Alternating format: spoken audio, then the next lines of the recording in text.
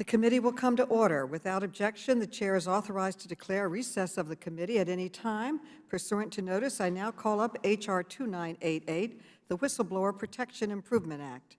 The clerk will report the bill, which was distributed in advance. Without objection, the clerk will report. H.R. 2988 to amend Title V United States Code to modify and enhance protections for federal government whistleblowers and for other purposes. Without objection, the bill is considered read and open to amendment at any point. The chair recognizes herself to offer an amendment in the nature of a substitute, copies which have been distributed electronically to all members in advance. The clerk will report the amendment. Amendment in the nature of a substitute to H.R. 2988 offered by Mrs. Maloney of New York. Without objection, the amendment is considered read and will serve as base text for purposes of amendment. I now recognize myself for 5 minutes on the amendment. In May, I reintroduced the Whistleblower Protection Improvement Act, along with Representatives Mace, Conley, Speer, and many others. Today, the bill is supported by a bipartisan coalition of 25 members on the committee. Federal whistleblowers provide critical information on government corruption and wrongdoing, including by providing information to Congress. Their disclosures safeguard taxpayers' dollars, improve federal programs, and save lives. Unfortunately, the committee has seen too many examples of employee retaliation and employers retaliating against whistleblowers. In one instance, the TSA moved airport employees hundreds of miles away to new duty stations when they revealed security flaws at TSA. In another troubling example, a White House supervisor moved files beyond the reach of a disabled employee after the employee disclosed violations of security clearance procedures. As these examples make clear, whistleblowers often make disclosures at great personal risk. It is for this reason that protections for whistleblowers have long received bipartisan support in Congress. I thank my colleagues, especially Representative Mace, for continuing that tradition today. The Whistleblower Protection Improvement Act would make long overdue reforms to ensure that whistleblowers are protected from retaliation to the greatest extent possible, and to provide equitable remedies when whistleblowers do face retaliation. The bill would prohibit agencies from launching retaliatory investigations against employees who blow the whistle and would limit the public disclosure of a whistleblower's identity. The bill would also provide federal whistleblowers with faster legal recourse for retaliation claims and would allow whistleblowers to have their claims tried before a jury in federal district court. Access to jury trials has been a longtime priority of whistleblower advocates. The last major reform to the Whistleblower Protection Act was in 2012.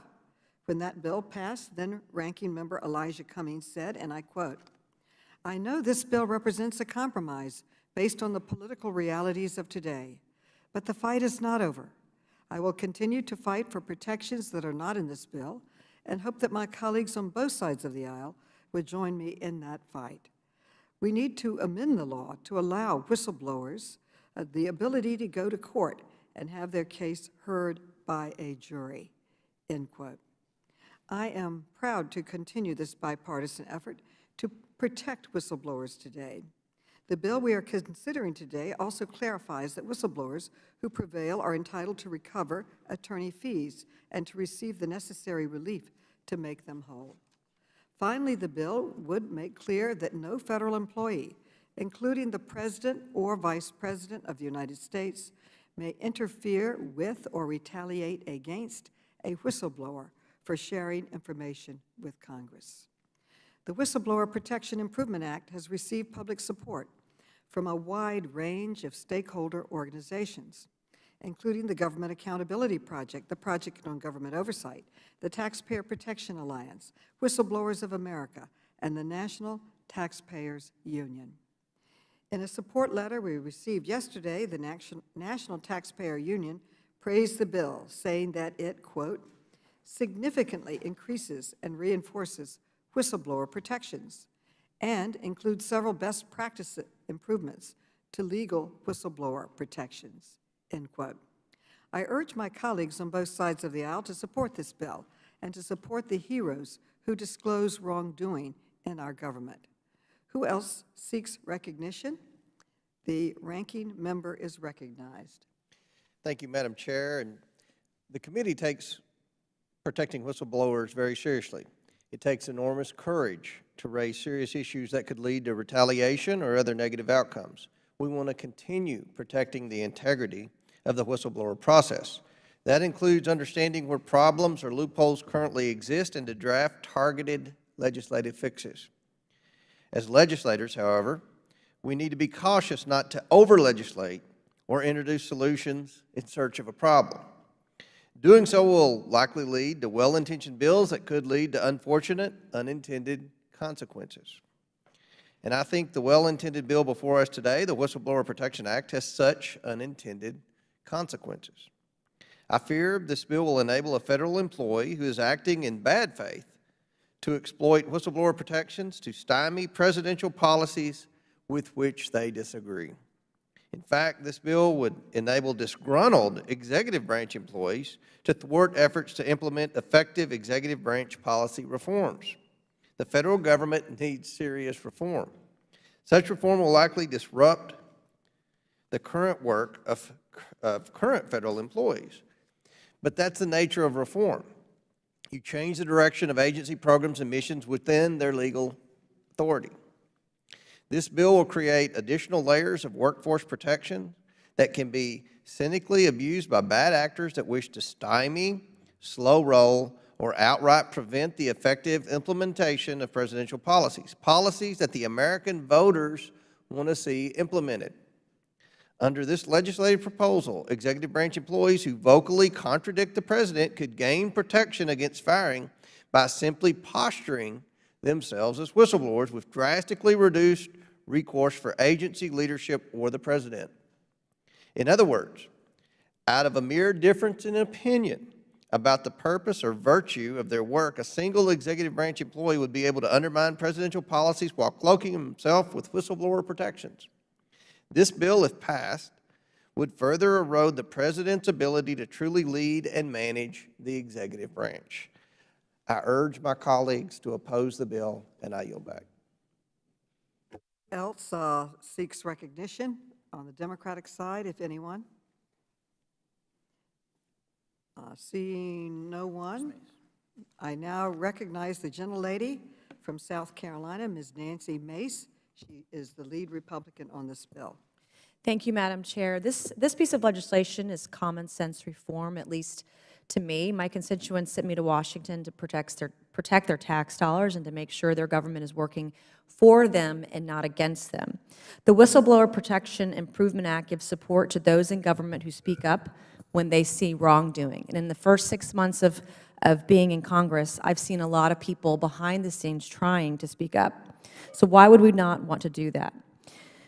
In the short time I've been here, we've seen massive amounts of money wasted on unemployment fraud, new revelations about waste in the PPP program, trillions of dollars in spending, potentially very unfair contracts.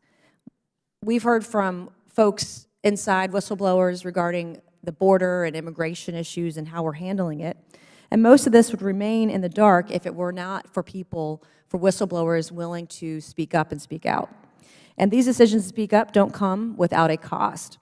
Earlier this year, I waded into an issue involving massive DoD contracting fraud, and everywhere I turned, there were people and whistleblowers who had their lives ruined by the very people they were reporting for wrongdoing. These individuals were supposed to have protections, but what good does protection do if DLA insiders refuse to award them contracts for reporting corruption? At our own border this year, we've seen whistleblowers point out that this administration is doing what they're doing is wrong and how they're running a shell game to hide migrant children from the press. Do these individuals not deserve protections when they're trying to speak out? This is the reason real America is fed up with Washington. We've thrown out the good governance for the sake of polling and talking points. So today we want to do something right. It's time to govern. And I urge my colleagues to vote in support of this legislation. Thank you, Madam Chair. I yield back. Gentlelady yields back. Does anyone else seek recognition? Seeing no one else seeking recognition, the question now occurs on the amendment in the nature of a substitute offered by the gentlewoman from New York. All those in favor say aye. Aye. All those opposed say no. In the opinion of the chair, the ayes have it, and the amendment is adopted. The question now occurs on favorably reporting H.R. 2988 as amended to the House. All those in favor say aye. Aye. All those opposed say no. No. In the opinion of the chair, the ayes have it, and the bill is agreed to it. I now call up H.R. 2043, the Plum Act. The clerk will report the bill, which was distributed in advance. H.R. 2043 to amend Title V United States Code to require the Director of the Office of Personnel Management to establish and maintain a public directory of the individuals occupying government policy and supporting positions and for other purposes. Without objection, the bill is considered read and open to amendment at any point. The chair recognizes herself to offer an amendment in the nature of a substitute, copies of which have been distributed electronically to all members in advance. The clerk will report the amendment. Amendment in the nature of a substitute to H.R. 2043, offered by Ms. Maloney of New York. Without objection, the amendment is considered read and will serve as base text for purposes of amendment. I now recognize myself for 5 minutes on the amendment. I introduce the periodically listing updates to Management Act, or the Plum Act, with Representatives Conley and Sarbanes to increase the transparency and accountability of senior leaders in the executive branch. The Plum Act would require the Office of Personnel Management to maintain a current, publicly available online directory of senior government leaders. Currently, a comprehensive list of people appointed by the President is available only once every 4 years in a publication referred to as the Plum Book. The Plum Book provides only a snapshot in time and does not reflect changes that occur between publications. As a result, current information about senior administration officials is often outdated and difficult to find. In the digital age, providing Americans with a list of top federal officials only once every 4 years is simply unacceptable. The Plum Act would implement recommendations made by the Government Accountability Office and the Administrative Conference on the United States. The bill would modernize and expand on the current publication of the Plum Book and align it with modern data standards. The Senate Homeland Security and Government Affairs Committee approved a similar bill last Congress with broad bipartisan support, and the Plum Act has been strongly endorsed by a bipartisan group of more than 24 civil society organizations and experts. I'd like to thank my colleagues, Representative Alexandria Ocasio-Cortez, for introducing the Political Appointments, Inclusion, and Diversity Act, which requires OPM to coordinate with the White House Office of Presidential Personnel to make a summary of demographic information on political appointees publicly available. Her bill is being considered today as part of the Plum Act. We should be working toward making our government more transparent for the American people and more representative of everyone in our country. The Plum Act would provide timely and transparent information about senior government officials that are making decisions impacting the lives of millions, and it would shine a light on who is at the table in our government and who is not. I urge my colleagues to support this important legislation, and I now yield back, but I also ask who else seeks recognition. Mr. Comer is now recognized. Thank you, Madam Chair. Since the Eisenhower administration, a listing of all political appointees has been posted at the end of the President's term as a resource for the incoming President's transition operations. The Plum Book includes the titles, names, and pay scales of the positions held by Washington's senior decision-makers. It's compiled by the Office of Personnel Management and is published by the Government Publishing Office for free public download. H.R. 2043, the Plum Act, intends to create a continuously updated website listing thousands of political appointees and senior government officials. When we considered the Plum Act last Congress, I discussed my reservations that the bill goes beyond the original intention of the Plum Book and opens the door for abuse. I noted how during the Trump administration, extremist activists directly incited by Democrat lawmakers targeted federal officials at their homes. This toxic political climate has had real and damaging effects on our nation's democratic discourse. I fear good people, the experts and civil servant reformers we so desperately need, will be discouraged from serving in the future presidential administrations. And Madam Chair, this is not a hypothetical. Shortly after I raised such concerns about the Plum Act last September, a member of this very committee openly described outgoing administration officials as bad, in negative terms, very negative terms, and called for them to be systematically tracked after leaving public service.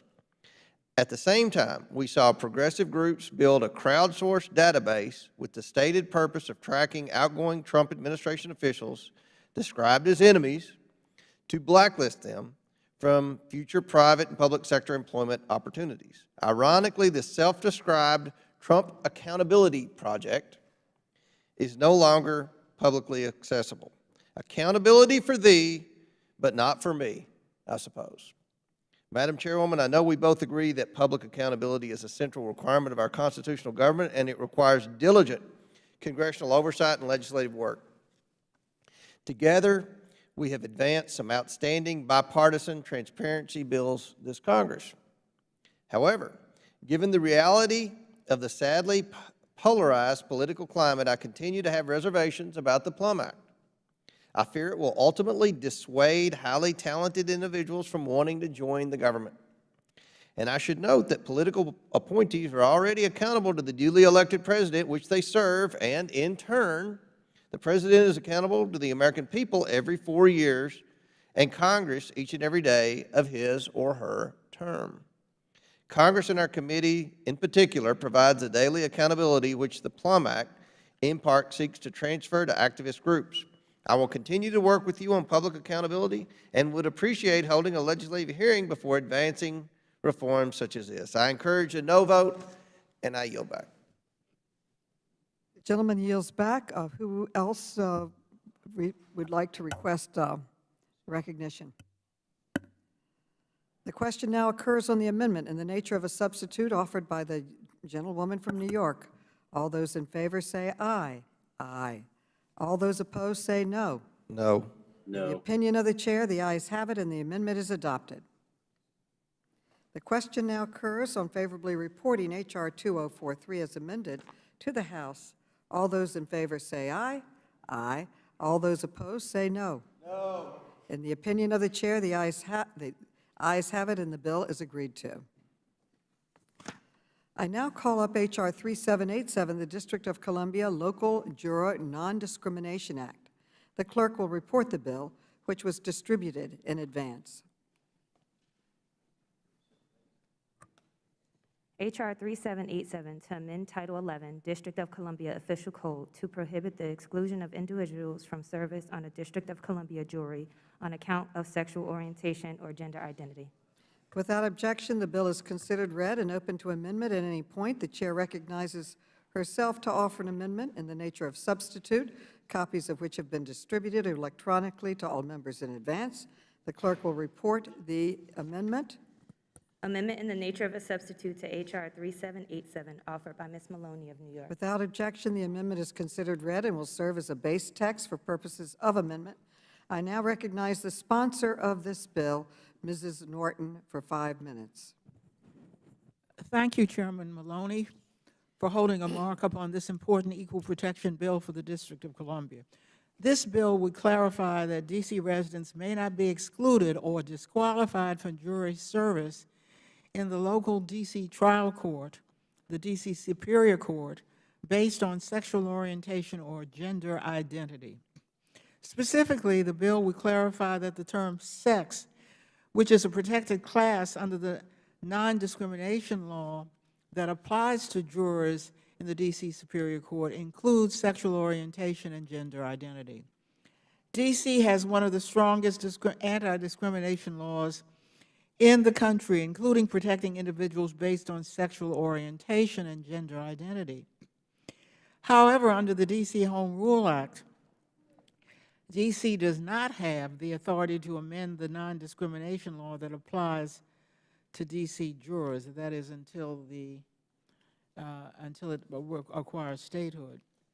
Therefore, until D.C. is given control over its local courts, an act of Congress is required to make this important change to protect the rights of LGBTQ individuals in the district. As the Supreme Court said in Edmondson versus Leesville Concrete Company, discrimination within the courtroom raises serious questions as to the fairness of the proceedings conducted there. Bias mars, excuse me, the integrity of the judicial system and prevents the ideal of democratic government from being a reality. Similarly, the court in Batson versus Kentucky, thank you, which was a jury discrimination case based on race, said the harm from discriminatory jury selection extends beyond that inflicted on the defendant and the excluded juror to touch the entire community. So selection procedures that purposefully allow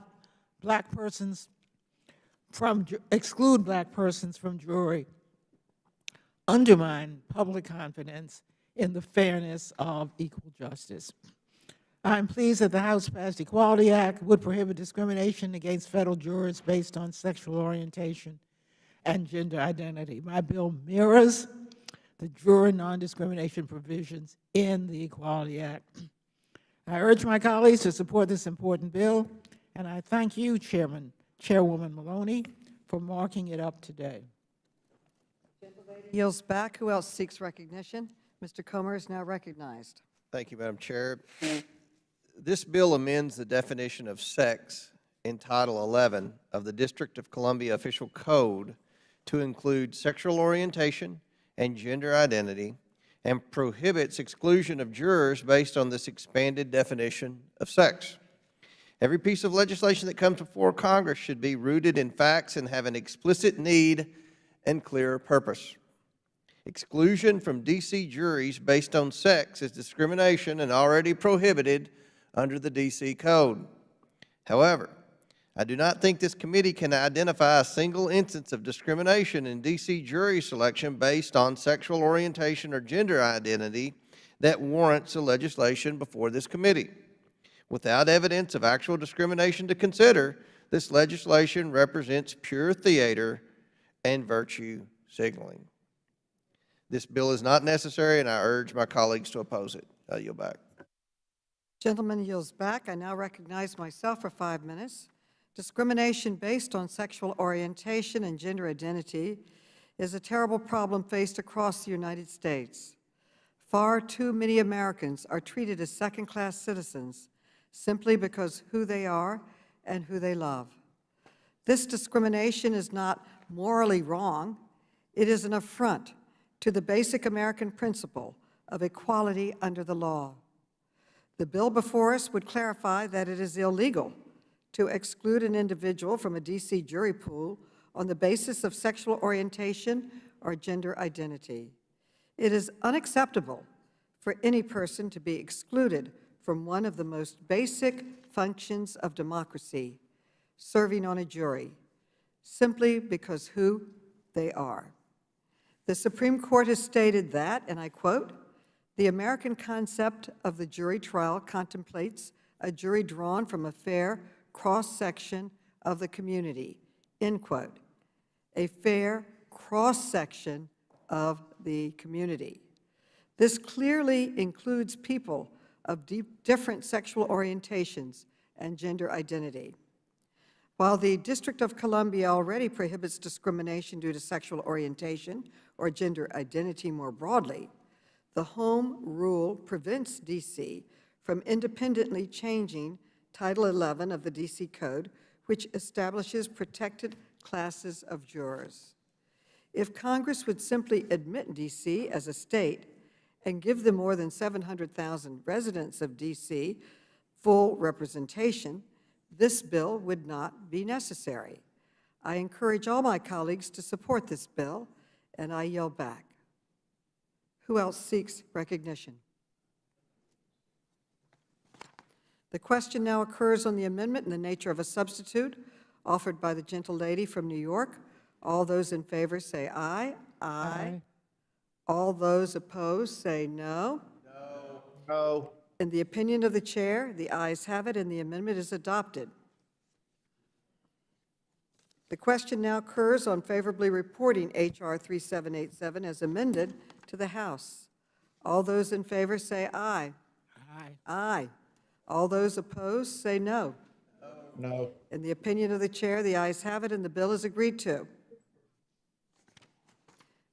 I now call up H.R. 1204, the District of Columbia Chief Financial Officer Salary Home Rule Act.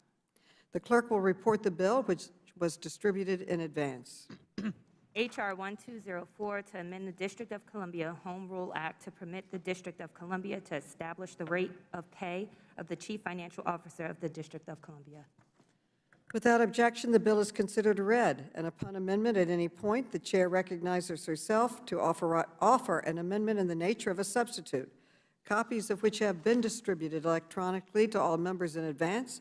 The clerk will report the amendment. Amendment in the nature of a substitute to H.R. 1204 offered by Ms. Maloney of New York. Without objection, the amendment is considered read and will serve as base text for purposes of amendment. I now recognize the sponsor of the legislation, Mrs. Norton, for 5 minutes. Again, I thank you, Chairwoman Maloney, for marking up this bill, which is critical to the financial operations of the District of Columbia. This bill would give the district the authority to increase the pay of its chief financial officer. At the outset, I want to emphasize that the CFO is paid with local, not federal funds.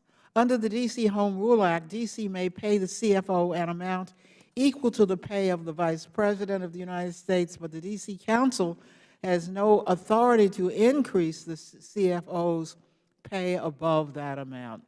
This bill would allow D.C. to pay the greater of the Vice President's pay or a rate established in law by the district. The CFO was established by Congress in 1995. Congress vested the CFO with extraordinary powers and designed the CFO to be independent of the D.C. mayor and the council. The CFO may be removed only for cause by the mayor, subject to approval of 2/3 of the council, while D.C. should have the authority to govern itself without congressional interference, so long as the CFO exists and we don't have statehood. My bill would maintain the independence of the CFO by establishing a permanent floor on the CFO's pay and also by prohibiting the council from reducing the pay of the CFO during the CFO's term.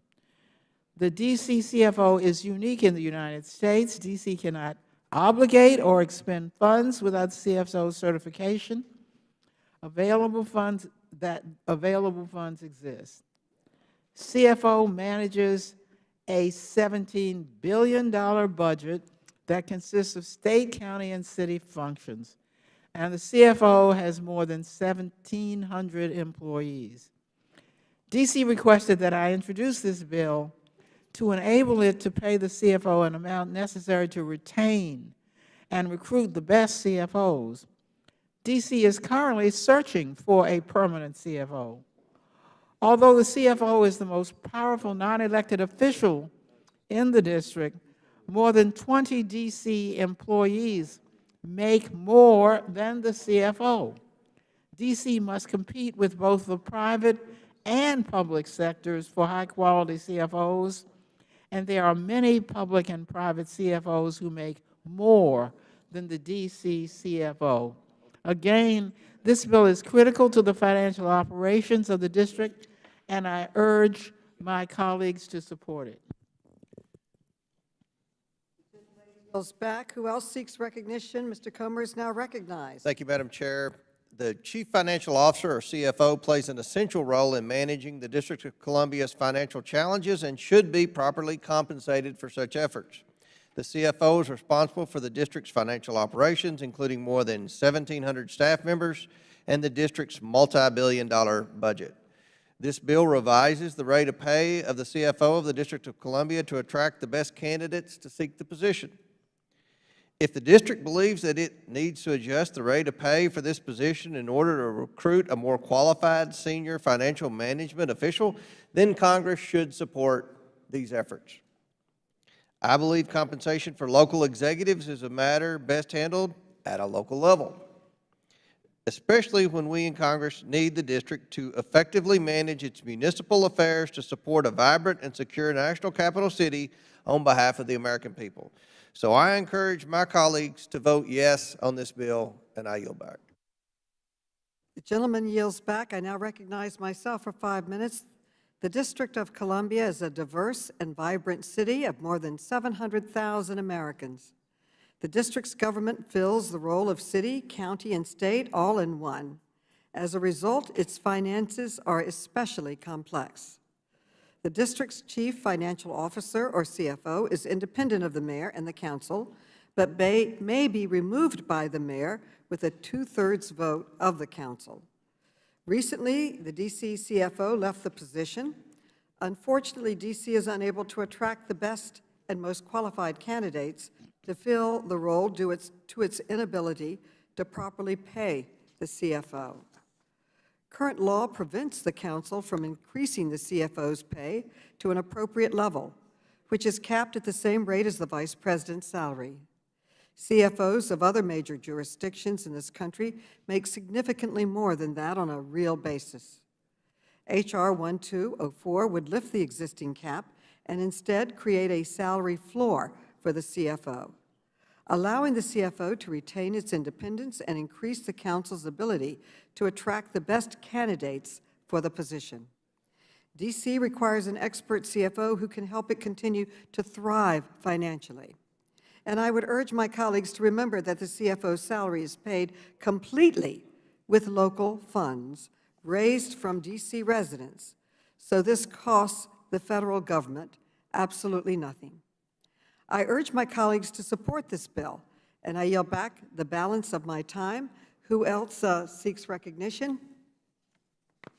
The question now occurs on the amendment in the nature of a substitute offered by the gentlewoman from New York. All those in favor say aye. Aye. Aye. All those opposed say no. In the opinion of the chair, the ayes have it, and the amendment is adopted. The question now occurs on favorably reporting H.R. 1204 as amended to the House. All those in favor say aye. Aye. All those opposed say no. In the opinion of the chair, the ayes have it, and the bill is agreed to. I now call up H.R. 1224, the Merit Systems Protection Board Empowerment Act. The clerk will report the bill, which was distributed in advance. H.R. 1224 to reauthorize the authority of the Merit System Protections Board and for other purposes. Without objection, the bill is considered read and open to amendment at any point. The chair recognizes herself to offer an amendment in the nature of a substitute, copies of which have been distributed electronically to all members in advance. The clerk will report the amendment. Amendment in the nature of a substitute to H.R. 1224, offered by Ms. Maloney of New York. Without objection, the amendment is considered read and will serve as base text for purposes of amendment. I now recognize the sponsor of the legislation, Mr. Conley, for 5 minutes. Madam Chairwoman, I thank you for bringing up H.R. 1224, the Merit System Protection Board Empowerment Act, to markup. The MSPB is an independent agency whose mission is to protect the merit system principles and promote an effective federal workforce free of prohibited personnel practices. It guards federal employees and veterans against job discrimination and wrongful termination, and defends federal employees who seek to blow the whistle against waste, fraud, and abuse and corruption in the federal government, a principle upheld on a bipartisan basis by this committee over many years. In the 116th Congress, I worked with former Chairman, our late good friend Elijah Cummings, to introduce legislation that would have temporarily extended the term of the last remaining board members in an attempt to avoid an entirely vacant board. The late Chairman and I also collaborated in legislation to empower the Mspb General Counsel to act on urgent cases of abuse against federal employees, the Interim Stay Authority to Protect Whistleblowers Act. Unfortunately, the board has now been entirely vacant for 2 years, lacking a quorum to conduct its adjudicatory responsibilities. Despite the lack of a quorum in the Mspb's leadership, the board continued other operations, including issuance of 5,473 decisions in FY 2020 by administrative judges. In addition, Mspb staff continue to prepare draft decisions that future board members could use upon their confirmation, but none of those draft decisions have the force of effect. While Congress must confirm expert leaders to the Mspb to conduct its critical mission, Congress must also take steps to ensure that the board is reauthorized and prepared to meet challenges it will face as it tackles the backlog of 3,000 prohibited personnel practice cases that only a board with a quorum can hear by law. H.R. 1224 would help the Mspb ramp up operations by reauthorizing the Mspb through 2026, which will enable it to provide protection for our federal employees for the next half-decade. The bill would also allow the board to conduct employee surveys to help ensure that agencies are following merit system principles for the competitive civil service and potentially identify where improvements might be necessary. Finally, the bill enables the board to collect information on applicants for federal employment when not prohibited by existing law and require successful completion of whistleblower training for Mspb members, administrative judges, and other applicable employees. The Occupational Safe and Health Administration has stated that anti-retaliation training, such as the whistleblower training we're codifying here, are one of the 5 key elements in creating an effective anti-retaliation program in any organization. One medical center in Seattle, for example, reduced its insurance liabilities by 74% by implementing a collection of whistleblower-friendly policies, including training staff to offer support and resources to fix issues brought forward by its own staff. This bill is endorsed by the National Federation of Federal Employees, the National Active and Retired Federal Employees Association, the Project on Government Oversight, the International Federation of Professional and Technical Engineers, the Partnership for Public Service, Government Accountability Project, the National Whistleblower Center, and the National Taxpayers Union. While this bill does not solve the larger problem of confirming qualified leaders at the helm of the board, it does take steps to ensure that when President Biden's recent nominees to the board are confirmed, they can start at the sprint that will be needed to address the years-long backlog of adjudications. The bill also strengthens the federal posture of whistleblower protection through ensuring merit system principles and requiring training to help better engage whistleblowers. I want to thank the chairwoman again who co-sponsored this bill, as well as my other colleagues who are co-sponsors, and I urge adoption of the bill. I yield back. The gentleman yields back. Who else seeks recognition? Mr. Madam Heiss, you Chair. are now recognized. Thank you, Madam Chair. The Merit Systems Protection Board forms a vital part of the merit-based civil service system. We all know that. The board, however, has been unauthorized since 2007. Although the funding has never lapsed, we still have some major issues. And this bill, H.R. 1224, does obviously provide needed reauthorization for the board. And in that sense, it's a legitimate part that needs to take place. I get that. But this bill also fails to place a limit on the authorization of funds. That's very concerning to me. This opens the door for excessive appropriations for the board under a Democratic-controlled Congress and administration. In addition, the board is in need of meaningful reforms, which this bill fails to include. I have introduced a bill, and we'll talk about that here in a moment, H.R. 1922, the Merit Systems Protection Board Reauthorization Act of 2021. And it does include both spending restraint and MSPB reforms that are desperately needed. Committee Democrats, however, have refused to consider this bill. And, look, my bill includes funding caps. I believe that's very important. Funding caps of approximately $47 million for each of the fiscal years between 22 and 2026. This includes most, and not all, but most of the funding that MSPB has sought for its current funding request. The lower funding levels in my bill is appropriate. We have to put an end to the sky is a limit type of spending that we are watching both from President Biden and his congressional allies that they've been pursuing. And that goes for big spending bills, whether we're talking President Biden's multi-trillion-dollar spending bills, but it also applies to smaller bills like this one. My bill has some very important substantive reforms for the board, things like the requirement of filing fees for most appeals to the board. That would discourage frivolous appeals. It also includes the institution of summary judgment appeals to the board. That would obviously streamline litigation before the board. It has limitations of the board's authority to mitigate adverse personnel actions taken by an agency unless the action is so disproportionate to the employee's conduct that would be without any real justification. Of course, that just gives disciplinary authority, which is desperately needed. My bill also gives a requirement that agency personnel actions be sustained by the board if they are supported by substantial evidence.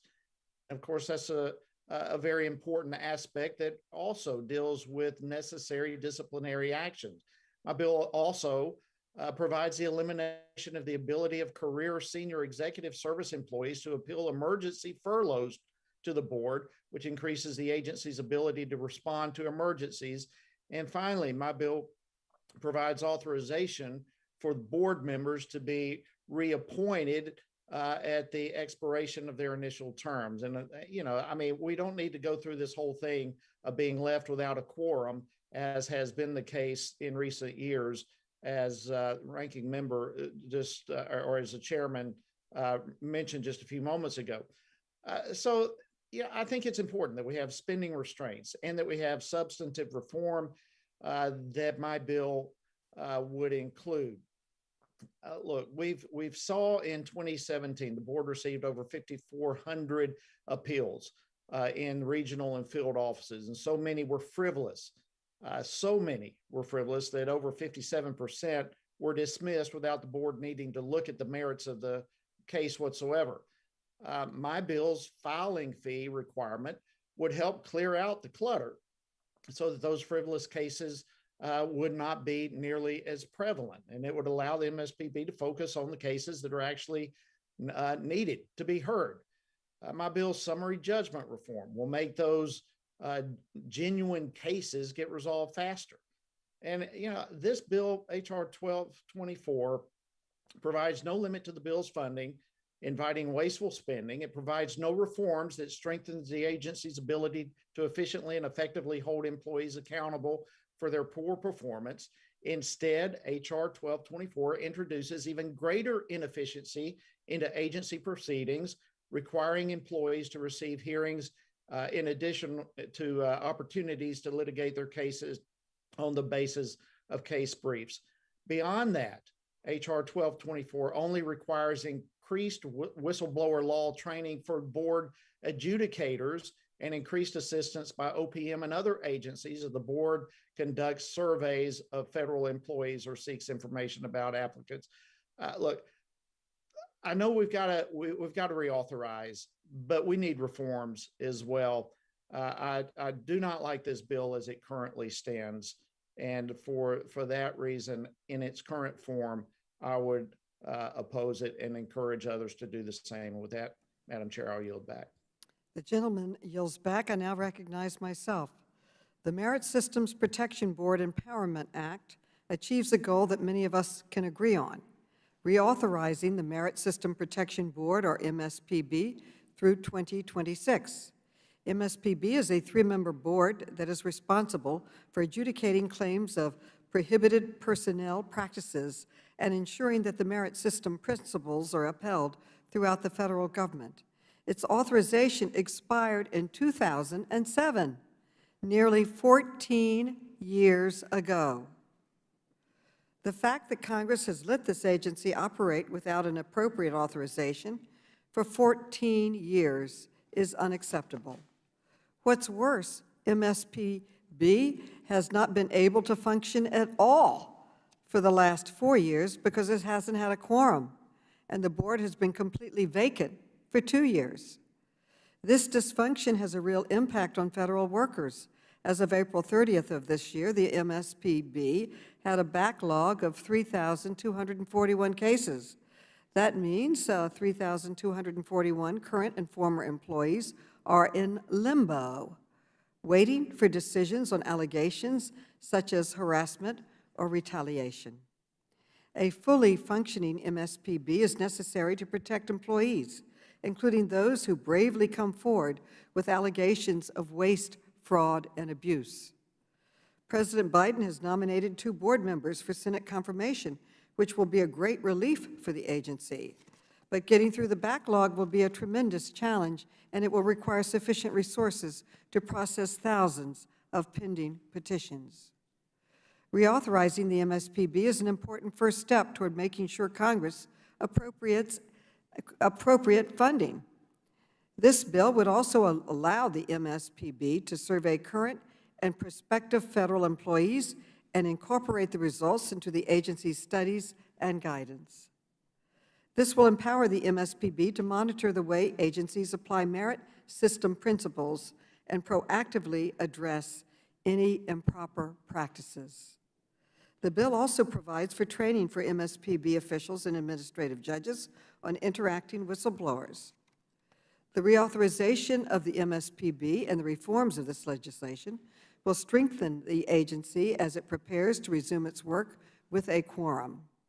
I am pleased to be a co-sponsor of H.R. 1224, and I thank my colleague, Congressman Conley, for his dedication to preserving the MSPB and its mission. I urge all members to support this legislation. Who else seeks recognition? Madam Chair, I have an amendment that I'd like to offer and withdraw. The clerk will report the amendment. Amendment to the amendment in the nature of a substitute to H.R. 1224, offered by Mr. Heiss of Georgia. Without objection, the reading of the amendment is dispensed with. The gentleman is recognized to explain the amendment. Thank you, Madam Chairwoman. Look, I in my opening statements gave a good explanation of what my amendment would offer, and I believe it's necessary that we get to that point. I fully recognize that the National Taxpayer Union has supported H.R. 1224, but I also know that they have issued a letter urging my Democratic colleagues to work with me in instituting some of the reforms in my amendment. And I would ask unanimous consent that the letter from the National Taxpayer Union be included in the record, please, ma'am. Without objection. Thank you very much. But with that, I also am very much interested in the park police, and I've been working with Chairman Conley and his office in advancing that, and in good faith for us to work together in that in the future. I will at this point withdraw my amendment and look forward to working with Chairman Conley and others to not only include some of the reforms of my amendment here, but also in ensuring the park police are able to increase their pay and do the job that they are called upon to do. And with that, Madam Chair, I will withdraw this amendment and yield back. The gentleman yields back and withdraws the amendment. Who else seeks Mr. Conley is now recognized. Chairman Conley. Thank you, Madam Chairwoman. And I want to thank my friend from Georgia, Mr. Heiss. I know he wants to pursue some additional reforms, and I pledge to him, as chairman of the subcommittee, I will work with him to look at how we can legislatively improve the Merit System Protection Board. But I think there's a certain urgency right now, as you cited, Madam Chairwoman, in terms of the dysfunctionality of the board for the last 2 years plus, which means we've got a backlog that may take 2 or 3 years. I'm very pleased that the National Taxpayer Union has endorsed this bill, not because it's a big spending bill, but because they recognize the immediacy of the situation. And so we want to stay flexible. But I do pledge to work with my friend. There are some reforms he's discussed that intrigue me, such as the ability to reappoint board members. That could very well be a reform that all of us could agree on. I do want to remind everyone, our subcommittee had a hearing now several years ago on the Merit System Protection Board, and on a bipartisan basis, all of us were shocked at how the Merit System Protection Board has been allowed to just go fallow. And all of us agreed that part of the problem was, frankly, in the other body, the Senate, in its unwillingness to confirm individual board members. They wanted to do it en bloc, and because the administration had not gotten around to all 3 board members, that meant no board members. And I think all of us on a bipartisan basis really decried that. So I want to thank my friend from Georgia for his willingness to allow this process to go forward. I think the bill we've got is absolutely imperative to restore functionality and to protect the rights of our federal employees. But moving forward, I pledge we will look for every opportunity for how to advance additional reforms. And of course, I have already pledged to my friend that we will look at both a GAO report and a hearing on the issue of the park police compensation, and he and I will work to find common ground legislatively as well. With that, I yield back. I thank the The gentleman. gentleman yields back, and I applaud his efforts to work with the gentleman, and I also add my support to this effort as we work forward. The question is now occurs on the amendment in the nature of substitute offered by the gentlelady from New York. All those in favor say aye. Aye. All those opposed say no. No. In the opinion of the chair, the ayes have it, and the amendment is adopted. The question now occurs on favorably reporting H.R. 1224 as amended to the House. All those in favor say aye. Aye. All those opposed say no. No. In the opinion of the chair, the ayes have it, and the bill is agreed to. I now call up H.R. 3599, the Federal Rotational Cyber Workforce Program Act. The clerk will report the bill, which was distributed in advance. H.R. 3599 to establish a federal rotational cyber workforce program for the federal cyber workforce and for other purposes. Without objection, the bill is considered read and open to amendment at any point.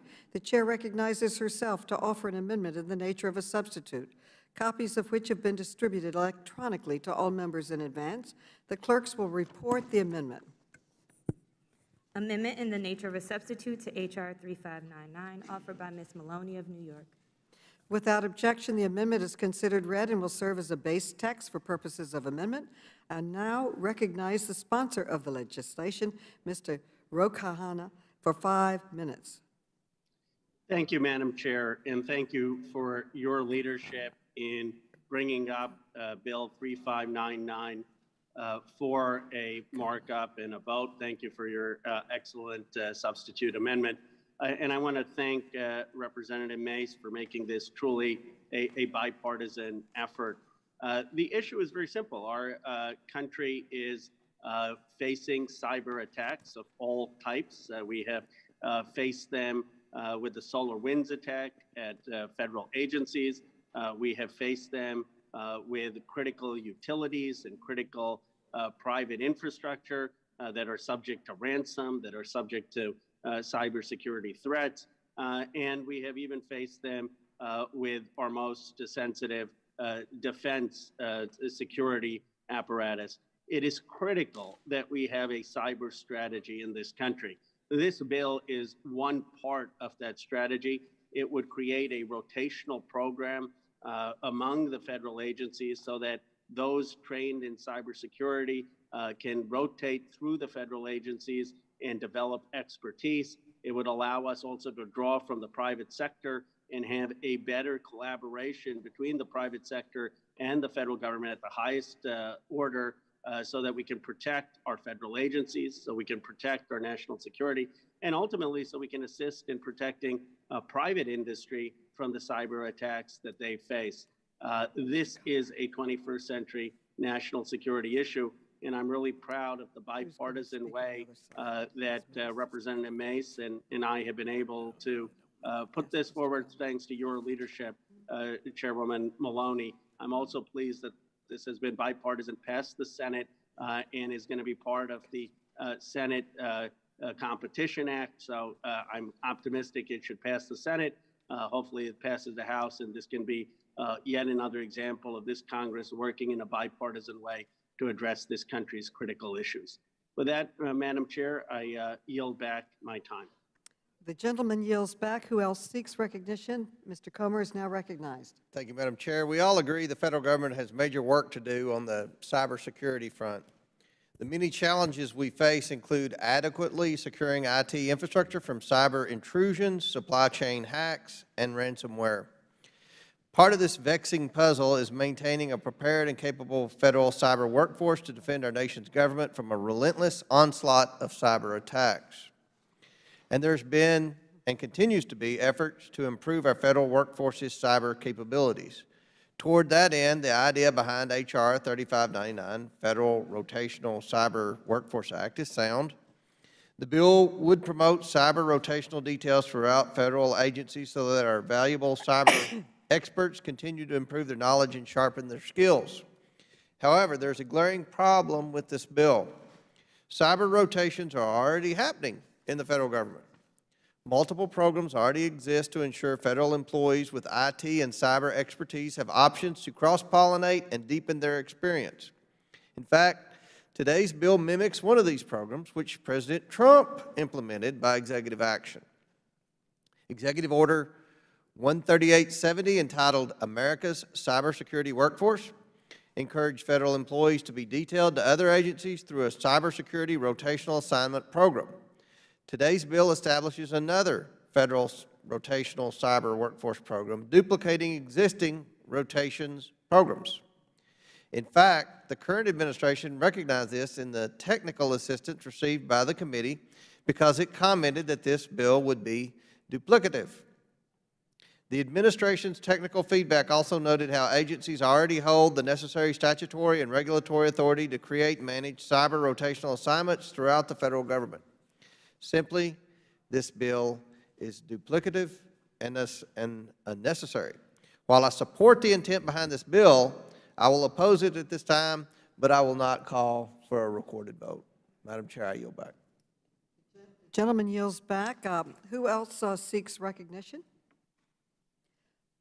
Ms. Nancy Mace, Congresswoman Mace, is now recognized. Thank you, Madam Chair. I'm proud to support this legislation that would help progress and retain highly skilled cybersecurity professionals in the federal workforce. Agencies across the federal government face an increasing cyber terrorism threat, but we struggle to hire and retain qualified cybersecurity employees. That's not how our government was meant to be operated, and it's unsustainable and dangerous. Just in 2020, there was a major federal government data breach by a group backed by the Russian government. 11 federal agencies were affected. And if the federal government can't protect its own information and personnel, how can it serve the civilians and firms these agencies are tasked with aiding? And if I can't trust a company's reputation for securing my data, how would we choose? I would choose another company. However, American citizens don't have that luxury in this particular scenario. This is a critical step in the right direction to address this undeniable risk. The risk of cybersecurity threats is real, and it's here, and it's on our front doorstep, and we have to take an active and bipartisan approach on all of these measures. Recent breaches of our federal cyber infrastructure, which left vulnerable our nation's security, show that our government needs to be integrated, to have an integrated federal cyber workforce that has the knowledge and skills to counter ever more sophisticated threats. My colleagues and I, on both sides of the aisle, are committed to working to ensure our government agencies get the resources they need to hire and retain properly trained cybersecurity experts to keep our nation safe. Thank you. I yield back, Madam Chair. The gentlelady yields back. I now recognize myself for 5 minutes. The bill before us is the product of bipartisan cooperation of our fellow committee members, Representative Rokana and Nancy Mace, along with the leadership of the distinguished chairman of the Senate Committee on Homeland Security and Governmental Affairs, Mr. Peters, and Senator John Hoeven. The amendment in the nature of a substitute is identical to the Senate bill, which was recently included in the United States Innovation and Competition Act passed by the Senate on a bipartisan basis earlier this month. Earlier this year, our committee held a hearing on the Government Accountability Office's 2021 High-Risk Report, which details the area of government operation at greatest risk of failing to meet the considerable challenges they face. Cybersecurity was near the top of the list. When we held that hearing, we were still trying to grasp the magnitude of the massive SolarWinds breach, which allowed Russian hackers to infiltrate the networks of 9 federal agencies and go undetected for months. Around the same time, cyber attacks linked the Chinese government and targeting Microsoft's enterprise email software again threatened the internal data of federal agencies. And Russian hackers successfully breached the servers of the U.S. State Department and stole thousands of emails. These are only a few of the reasons why cybersecurity was included on the list of high-risk areas of greatest need, along with cyber skills gap that persist across the federal workforce. These two risks are linked. As the GAO report described, federal agencies are struggling to ensure that staff have the skills they need to address the critical cybersecurity risks and challenges they face. The Federal Rotational Cyber Workforce Program Act seeks to address both threats by establishing a personnel rotation program for cybersecurity professionals at federal agencies, allowing the Office of Personnel Management to use best practices learned from more limited existing programs and amplify their impact. Under this bill, talented cybersecurity professionals defending the nation's networks would have professional development opportunities beyond their primary assignments, and federal agencies would benefit from greater cross-agency collaboration that helps to retain top talent and exchange expertise.